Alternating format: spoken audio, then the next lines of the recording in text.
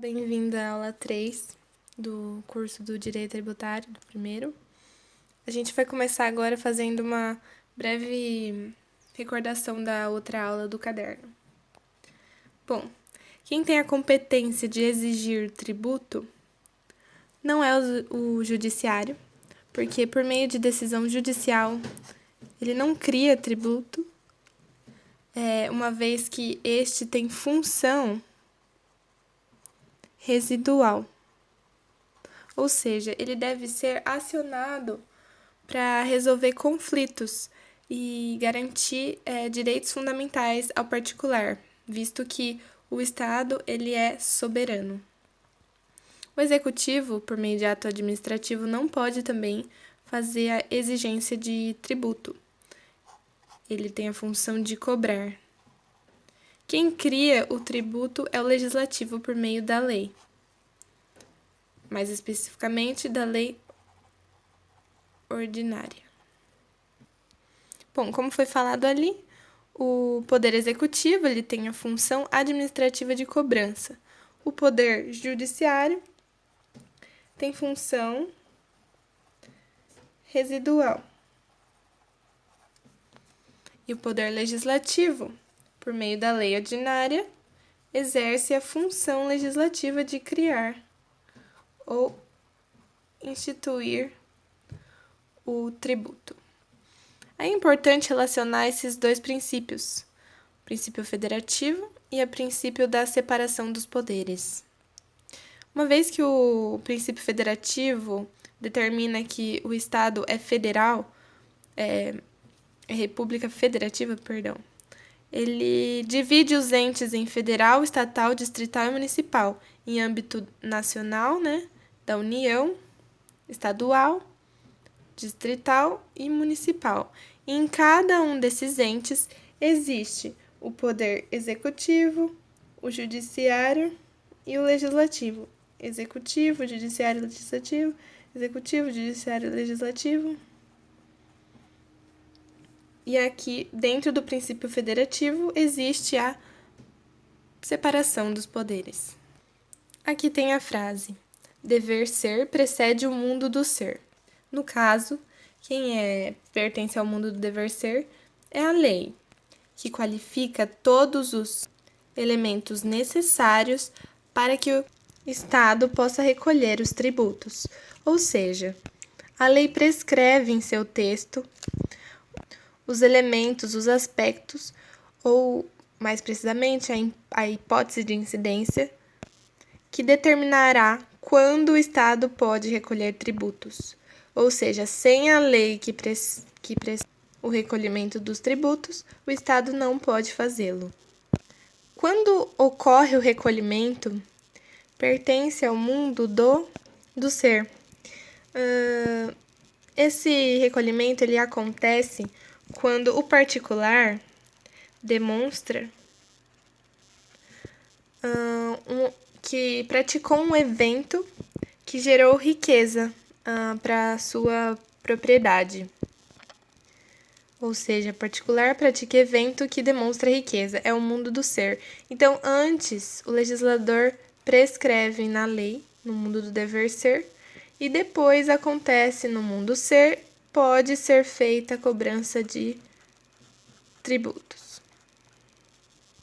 Aqui diz, como a lei deve preceder a conduta do indivíduo, pode-se dizer que o direito tributário respeita o princípio da segurança jurídica, visto que ele não terá uma surpresa, também dentro da segurança jurídica existe o subprincípio, que é o princípio da não surpresa. Ou seja, ele sabe que se ele praticar tal fato, não vai gerar tributo porque não está prescrito em lei. Não teria sentido ele ter que pagar uma coisa que não está na lei. Então, tem a segurança jurídica e o princípio da legalidade, que antes precisa estar em lei. Bom, os elementos ou aspectos que a lei deve descrever ao criar o tributo denomina-se hipótese de incidência tributária. Ela possui 5 elementos. O primeiro é o subjetivo ou pessoal, que descreve o sujeito ativo, E o sujeito passivo deve ser sujeito ativo o Estado, União, Estado, município, Distrito Federal, e sujeito passivo o contribuinte. Aqui existe o aspecto da prestação pecuniária, ou seja, o tributo ele deve estar quantificado na alíquota e na base de cálculo. A alíquota ela é sempre em porcentagem. Por exemplo, a alíquota incide sobre o objeto. O objeto, no caso, é a base de cálculo. Então, um carro, a base de cálculo, né, como é o objeto, é o carro. Vamos supor que ele custe 100 mil, a alíquota é 4%, o tributo é de R$ 4.000. O terceiro é o aspecto material. Ele diz respeito ao que não pode a tributação recair sobre o indivíduo de forma indiscriminada e pessoal. Ou seja, o tributo ele não pode recair na pessoa somente por sua característica. Por exemplo, este aqui é pobre e este aqui é rico. O tributo não pode recair mais no rico do que no pobre, porque o aspecto material, justamente, revela o comportamento que expõe a riqueza do indivíduo. Ainda que este daqui seja mais pobre que o outro, a partir do momento que ele compra uma casa, né? Aqui a gente está vendo, é uma conduta prescrita em lei que se materializou no mundo do ser. Então, aqui se insere o aspecto material, que é baseado em uma determinada conduta ou comportamento que revela riqueza.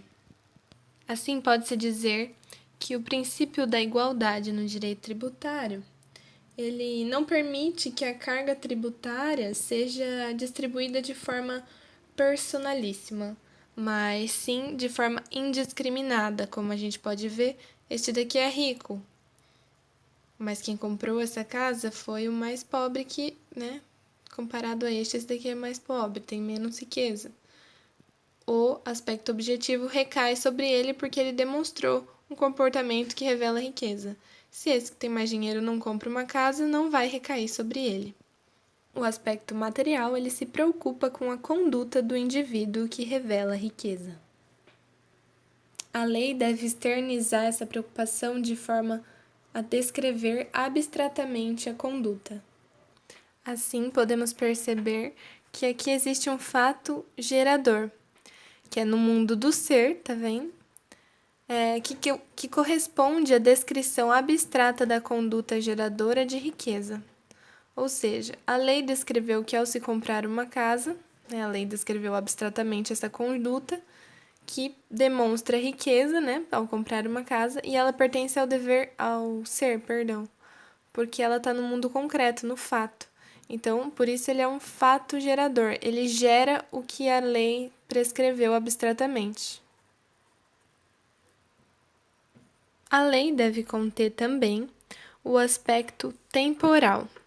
O aspecto temporal é o momento em que se consolida o fato gerador. Ou seja, a partir do momento que fulano virou proprietário dessa casa. Então, foi o momento em que se consolidou o fato gerador. Então, o aspecto temporal. Assim que se consolida, já aplica-se a alíquota sobre a base de cálculo. A alíquota é a porcentagem sobre a base de cálculo, no caso, dado como exemplo, é o imóvel. É importante frisar, antes da gente entrar no aspecto territorial, que o aspecto material não é o fato gerador. O fato gerador é a conduta geradora de riqueza. A descrição, esta sim, é aspecto material. Então, coloquei no lugar errado aqui. A descrição é o aspecto material. A conduta geradora, conduta, é o fato gerador. O aspecto territorial é o território onde acontece o fato gerador. Ou seja, os entes, né? Os entes que criam em qual âmbito? Âmbito nacional, estadual, distrital, municipal. Então, por exemplo, tributos municipais, tributos estaduais. Então, pessoal, essa foi a aula de hoje. Daqui a pouco a gente volta com mais. É só seguir a ordem aí dos vídeos, né? Na verdade. E é importante deixar assim um resumo de que criar tributo significa que o legislador descreveu os aspectos, os 5 elementos aqui vistos nessa aula. Então, até mais.